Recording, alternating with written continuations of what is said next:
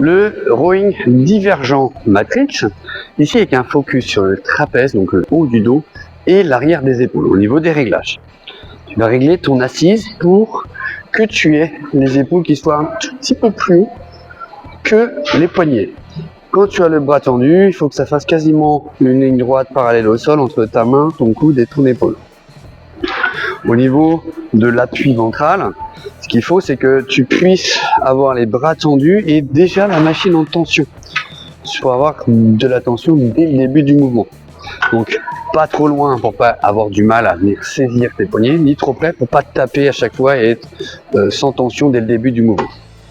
Au niveau de la mise en place, tu peux venir saisir quand tu es debout, tu viens t'asseoir, tu viens bien plaquer ton sternum contre l'appui ventral. Ici, tu vas gonfler un maximum la poitrine, abaisser légèrement tes scapes.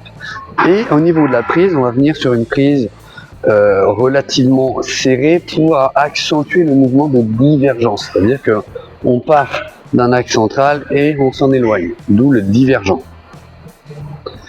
Et ici, on veille à ouvrir les coudes le plus possible et à garder les coudes bien hauts.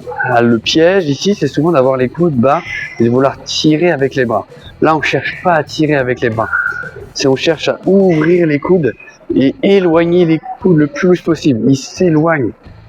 On cherche même pas forcément à aller en arrière, on cherche vraiment à éloigner les coudes. Si au niveau de la prise rapprochée, t'es pas trop confortable, n'hésite pas à écarter un tout petit peu les mains, voire même être totalement écarté si c'est plus confortable et plus facile pour toi d'initier le mouvement. J'ouvre les coudes le plus possible et je reviens. Ici, on va essayer de ne pas bouger ou très peu les scapes. Pas comme sur un gros focus trapèze où on va chercher à arrondir le dos et avoir un mouvement de rétraction scapulaire.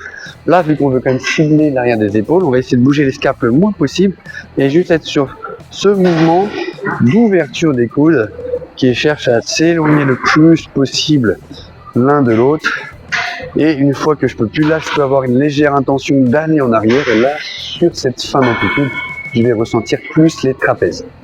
Autre chose que tu peux faire au niveau de ton intention de mouvement, c'est quand tu tires, tu cherches à avancer comme si les mains ne bougeaient pas, mais c'est ton buste qui s'avançait. Ça va venir t'écraser encore plus le sternum et les abdos contre l'appui ventral.